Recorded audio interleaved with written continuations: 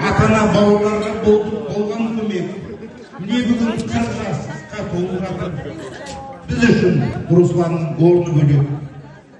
Дәл бүгін 4 баланың ол әкесі, тірлігінің бар әрқашан берекесі, орны бөлек деген сөзін нақтап айтсам, Дәулеттің ол ең үлкен немересі.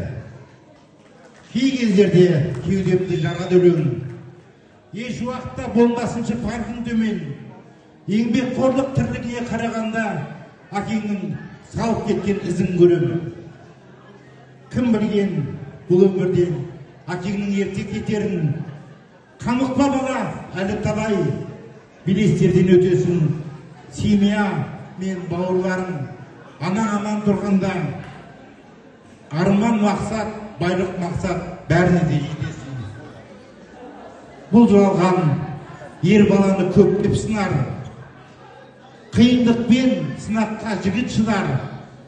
Балаларың жолымды жалғады деп ақаруағы бір аунап тұрған шығар. Өмір сүр, мақсатыма жетемін деп, бауырларым артымнан ереді деп, денсаулығым мықты болып аман болсаң, Құдайдың әлі саған берері көп. Семья бол бақытты, көңіл толар. Адал болсаң, бақ береке үйге қонар. Алған жарым ақылды адам болса, әрқашан ер жігіттің жолы болар. Өмірдің ойлы қилы жолдары мол. Өмірге өрлетеді бірнеше жол. Сол жолдан сүрінбегін, өрлей бергін. Айтарым өмір бақи бақытты бол. Келіп тұр. Мен келінді мақтан еткім. Ене мен қайындарға жаққан кедің.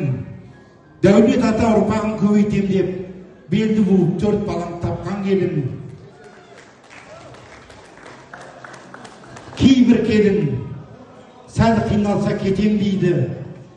Күйесіз ақ бақытыма жетем дейді. Жақсы әйел семьяға ұйытқы болып, әрқашан ерін алға жетелейді. Бақытты бол, бұл өмірде деймін қалқан. Ақылды бол, үлкендерден бата алған.